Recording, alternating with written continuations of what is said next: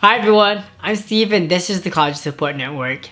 In the past, I've worked in high schools as a college advisor, and I also have experiences with college admissions, financial aid, as well as academic advising. I'm really passionate about college access, and I know applying to colleges can be really confusing. That's why I'm here to provide you all with the most accurate and quality information so you can reach your college goals. Welcome to the second portion of the Common App walkthrough video series. In the first video, I talked about some general tips I had for you all, and then I talked about how to create an account for the Common application. From there, I went into specific tabs that you'll see in the Common app, such as the My Dashboard tab, My College Search tab, My Colleges tab, and then I also talked about the Courses and Grades section that you'll find in the Common app. Lastly, I talked about the Financial Aid Resources tab, which is really useful for any student that is still trying to figure out how to finance their college degree. As you can see, all those sections and tabs are pretty important, so if you haven't watched that yet, please go ahead and watch it before you watch this video. With that being said, for this specific video, I will be spending the majority of the time talking about the Common App tab. In the Common App tab, you'll find specific subsections that are required for you to complete, so then the colleges that you're applying to can learn more about who you are as a student. Once I'm done walking you all through the subsections in the Common App tab, I'll finish up with some information about how to submit your actual application and some general tips I have for you before you submit. As always, before we start, please go ahead and like the video and subscribe if you haven't done so already. Any type of engagement I get for these videos are really important because it helps my channel grow, as well as helps me get into the YouTube algorithm so I can help more students like yourself. An awesome thing about the Common App section is that it allows you to use the information over and over and over again to apply to every single private college that you're applying to. This means that even if you're applying to 10 different private colleges in the Common App application, you only need to fill out the Common App tab once and you can use it for every single one of those campuses. I do think a lot of the questions in the Common Apps section is going to be pretty self-explanatory because a lot of the information is about yourself, and then other information you could just get from unofficial or official test scores and transcripts. However, with that being said, the Common App does have a really great feature called the live chat feature. The live chat feature or function is not available 24 hours a day unlike the email address. However, for students that are interested in getting help during regular work hours or regular business hours, you can actually go ahead and live chat with an advisor or with a Common App employee if you have any questions about a specific section or a specific question. The first subsection in the Common App tab is specifically asking about information regarding your general profile. In this section, you will be answering general questions about yourself such as name, gender, and date of birth. And then you'll also be asked about other general information about yourself such as contact information, current address, residency, citizenship, and then lastly, language proficiencies.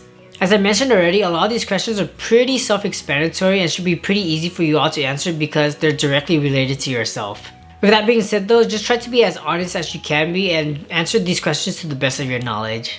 In this section, you will also be asked if you believe you qualify for a fee waiver or not. Typically, the Common App will provide you with some information to help you figure out and determine whether you are going to be able to get a fee waiver or not. So I really recommend students to look at these questions very closely and ask a counselor or maybe a parent to help you so you can get a fee waiver if you are eligible for one. So make sure to check out this page yourself or also maybe with a family member to see if there are any other economic indicators or factors that may be useful for you to help you get a fee waiver.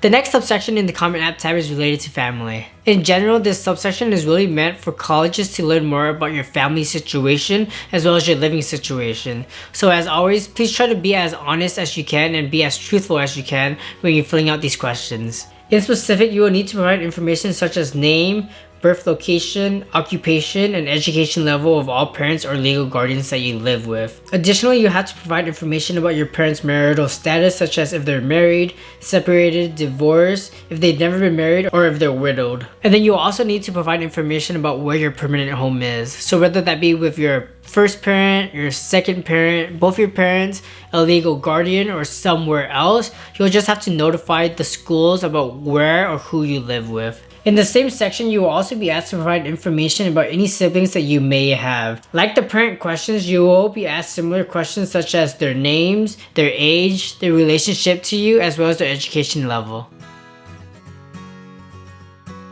The next subsection in the Common App tab is specifically going to be asking about your education and your education profile. In this section, or the Common App section in general, I really do suggest students to have all official and unofficial copies of the transcripts and test scores available with them so they can fill it out correctly. To me, this is probably going to be one of the most important aspects of your entire application, so I really suggest students to follow along here, and when they're filling out the application, to really take their time. In the first few subsections under education, you will need to provide information about all the high schools that you attended in the past. So regardless if you went to that high school for one semester or one quarter or just a couple of months, you will need to provide information for it. To search for and select your previous high school, the process is actually very simple. All you really need to do is click on the Find School symbol and then input the method you want to find your campus. Your options include high school name, city, county and region, or SEEB code. Once you're done searching for and selecting the high school campuses that you went to, you'll then need to provide information about what type of school it was and then whether you were graduating from the high school or not. Lastly, in the high school subsection, you will need to answer whether your progression has been affected at all while you went to this high school. The different options for progression include did or will graduate early, did or will graduate late, did or will take time off, or did or will take a gap year. You also have the option to put no change in progression if you really had a pretty normal high school experience. You all know your high school experience and your educational background the best, but if you do have any questions about how to answer this, feel free to leave a question down below and I can see where I could help you. If not, go ahead and ask your high school counselor or your guidance counselor for more clarification. In the next subsection in education, you will be asked about any colleges or any college coursework that you took or enrolled in while you were still in high school. The most important note here is that you really do need to provide information about all colleges or all college coursework that you took when you were still in high school. So regardless if you finished the class, regardless if you failed the class or passed or wherever it may be, if you enrolled or withdrew, you still have to submit information for it. Similar to the high school section, you will first need to search for and find the college and university that you went to or attended to take your college coursework, and then you will need to provide information about each individual campus. Once the college has been added, you'll have to provide information about course details. This usually answers questions such as dual enrollment, summer program, or credit awarded directly by the college. And then you have to provide information about when you attended and if you earned a degree or not. And if you did earn a degree, what type of degree was it? If you did not take any college level coursework when you were in high school, you could feel free to skip this section. For students that took AP or IB courses, this does not have to be filled out here. This is specifically asking for any college coursework that you took at an actual university or college. The next subsection in the education portion is specifically asking about grades. This subsection is pretty short, but the questions include graduating size, and this could honestly just be an approximation, your class ranking, GPA scale, and then GPA weighting. I actually don't expect a lot of students to have answers to a lot of these questions just because a lot of the times it's not made available to you anyway. So for this specific section, I do really recommend you all to contact your guidance counselor or any counselor that may have this information so they could give you more exact or more precise numbers that you could work with. In the next subsection, you'll be asked to input any information about your current or most recent coursework. For this section, please remember that if you are currently enrolled in any courses, you will have to provide that information.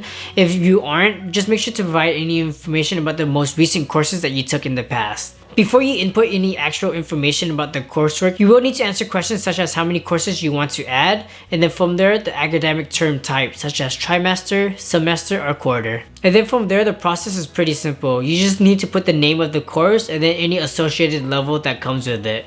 Level includes things such as AP, IB, honors, accelerated, regular, and so on. If you don't know the answer to this, make sure to check your transcripts as always, and then also ask your guidance counselor if you don't have your transcripts with you. In the next subsection within education, you'll need to provide information about any academic awards or honors that you received when you were in high school. I know a lot of students get confused here just because the name academic achievement and honors kind of assumes that it has to be within the classroom or within the school. However, this is actually not always the case. This section is generally pretty straightforward because all you really need to do is provide information about the name of the honor, the grade level that you received it, and then the level of the recognition. For level of recognition, you really just need to put if it was at the school level, state or regional level, national level, or maybe even international level. And the last note I have for this specific section is that students really shouldn't be putting any athletic awards or honors in here. And that's because there's actually another section called activities where you could input that information. So strictly for awards and honors, keep it academic related.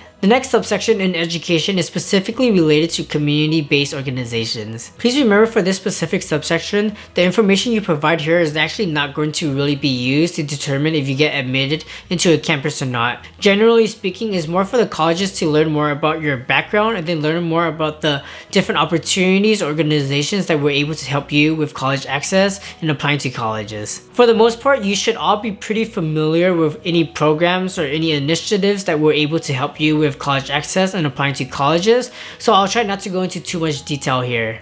If you've been assisted by any of these programs or organizations, you will have to provide information about your counselor, advisor, or mentor, such as their name and then their contact information. Once again, you all know your background the most, so I can't answer a lot of these questions for you, but if any of these programs look familiar or you know you for sure have been helped by one of these programs or organizations, find the information from your advisor, counselor, or mentor, and then put that information down. And the very last subsection in education is specifically going to ask you about your future plans. More specifically, they want to learn more about your career interests and goals, and then the highest level degree or education you wish to earn. Similar to other subsections that I mentioned, this is just going to be for demographic reasons. The answers you put here isn't going to deny you or admit you outright, so like I said, be as honest as possible. Similar to the other subsections, a lot of the information you provide here is just for demographic reasons and it's just for the college to learn more about you. So if you really are unsure about your college plans or how many degrees you want to get in the future, go ahead and just answer it truthfully. It's not going to make or break your application at all. Now that we're done with the very long education section in the Common App tab, we can now move forward with the testing section. In the testing section, you'll be asked to provide information about all standardized testing that you have done in the past and specifically in high school. This includes things such as SAT, ACT, SAT subject, AP, IB, international exams, and even PTE academic exams. In this section, please remember that it's entirely up to you to determine which scores and which exams you want to send to the colleges. However, I do recommend students to send all exams that they did decently well on to the colleges that they're applying to. Another thing to remember is that it really is dependent on the college campuses that you're applying to as well. Some schools will require you to have an ACT or SAT or another exam on file, and some won't. So it's really important for you to stay on top of your requirements and then understand what the eligibility requirement is for each campus that you're applying to. You simply need to select all the tests that you want to provide information for. Then once you do that, the test will populate at the bottom. From here, you'll click on every individual subsection or test that you selected, and then you'll put information that's requested of you. Usually, it'll just ask you for the date of the exam and then the score that you received. Like I mentioned already, you just want to be as accurate as possible when you're filling out this section. So if you have any official test scores of any exam that you took in the past, make sure to have that available and open for you so you can fill it out. Remember that you should also include any tests that you plan to take in the future, or maybe if you took a test recently and your score hasn't been made available yet, you still want to provide that information. When you click on the specific subsection for each exam, you should see an option for you to put any future tests or any future test dates that you will have. So make sure to input that information there. The next subsection in the Common App tab is related to activities. The activities subsection is really meant for colleges to learn more about you and get a better understanding of who you are as a person outside of the traditional classroom. The great thing about this section is that you can really put anything that you did when you were in high school. So this includes activities such as art, music, sports, clubs, community service, work, internships, family responsibilities, and honestly anything else that you feel like was meaningful or impactful in your life so far. In this section, you have the option to select up to 10 activities, so for students who were extremely involved in many different things in high school, please make sure to only list the most important or impactful ones. When inputting your activities, you will need to input information about the activity type. So basically one of the things I mentioned before, such as sports, arts, a job, internships, and so on. Next, you need to provide information about your position or leadership description. For this, it's pretty self-explanatory. If you had a leadership role, go ahead and put the name of it, such as president, vice president, or secretary, or so on. And then if you were just a member, go ahead and put that as well. It's totally fine to just be a member of something or a team member. You don't have to have an active or leadership role in every single activity that you have.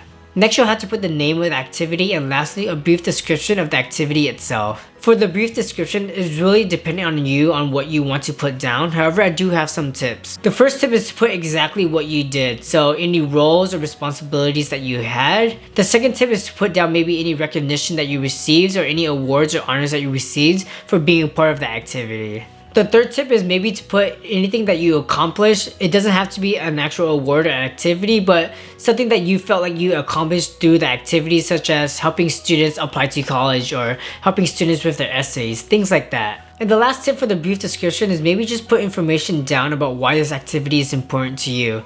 So basically, why are you even putting it down on your application? Usually students have a great reason as to why this activity is even on their application and the impact of the activity itself. Once you answered all the questions I just mentioned, you will need to note which grade levels you participated in this activity, at which time of the year you were involved, how many hours a week and how many weeks out of the year you spent working on this activity, and lastly, if you plan to pursue this activity once you're in college. So for example, if you're on the high school basketball team and you want to play at the collegiate level, make sure to note that. The next section in the Common App tab is related to writing. To prevent this video from being way too long, I will only briefly mention some aspects of the writing section. Another reason for this is because I'm actually making a dedicated video about how to write college essays such as the Common App essay, as well as any other essays specifically to college campuses such as the PIQs or private schools. So if you are interested in something like this, please make sure to subscribe. That video should be out in a couple of weeks. With all that being said though, I do want to provide some general information about the Common App essay. On the writing sections page, you will be able to see which campuses require a Common App essay, and then please also note that every individual campus has their own writing supplements or writing requirements that are specific to their individual campus. For the most part, the writing section really is an opportunity for you all to show admissions counselors or admissions readers your ability to write clearly and concisely while answering a prompt. For the Common App essay, there are going to be 7 different options for students to choose from, and then you only need to choose one to answer. Please remember that your essay response does have to be between 250 and 650 words. And on top of this, please also remember that there's no prompt or no specific essay that's going to be weighed more than the other.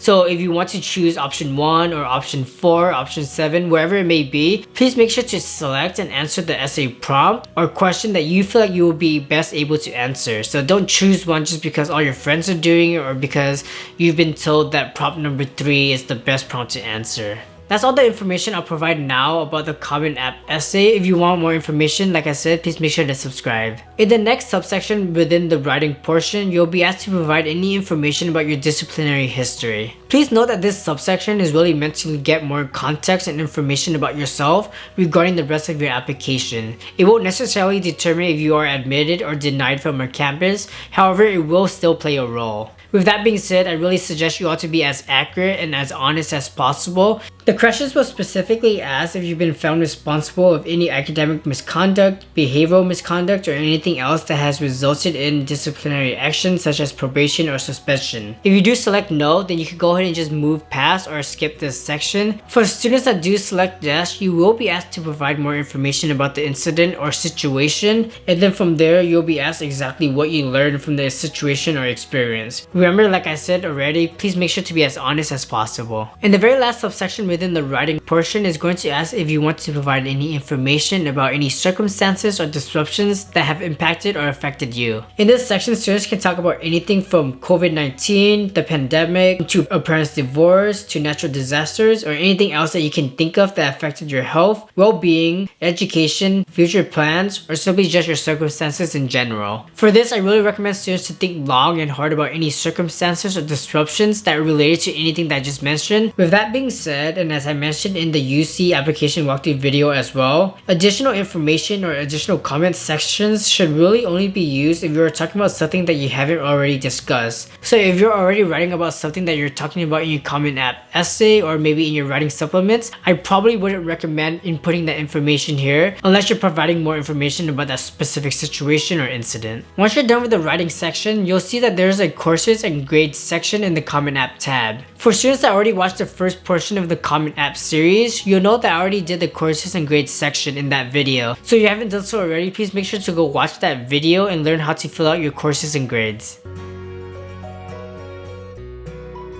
Now that I'm done walking you through the entire Common App process, I want to now talk about how to submit your actual applications. To submit your application, you need to visit the My Colleges tab and then click on the college campus that you want to submit for. On the left side of the page, you will see the option Review and Submit Common App. Once you click on this option, you will see all the requirements that you need to complete to successfully submit your application. If all the steps and requirements have been completed, you will see an option to submit the application for that specific campus. From here, you'll actually be able to see a PDF version of your full application for you to review with all the information that you've inputted so far. I really do suggest you ought to review this PDF by yourself at least 2 or 3 times, and then also review with your counselor, your advisor, any teachers, or any family or friends that will be able to do that for you. The Common App actually has a very great video series and webpage that I really recommend you all to look at. It actually provides you with information about how to submit your college applications for the Common App, but then it also walks you through other sections or other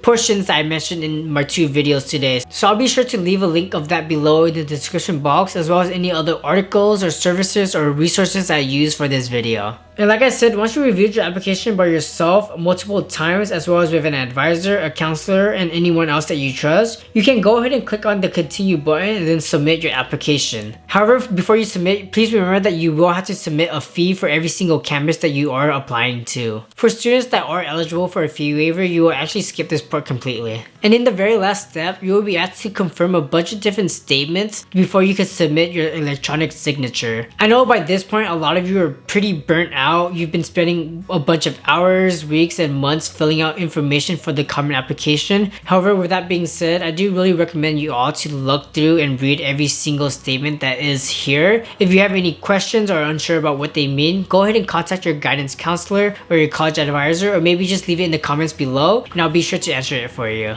And with that, I've now walked you through the entire Common App application. Like I said, it's been really long, and I know these videos are pretty long as well, but the Common App is very long and confusing, and I just want to provide you with the most accurate and quality information for you to complete your applications. Before I let you go though, I do have one question for you. Based on this video, which part of the Common application is the most difficult for you to fill out? And the information that you provide here will actually allow me to know what to focus on in the future. And if there's something that a lot of students mention, I can make a dedicated video for that specific section or question. And with all that being said, that's all I have for you today.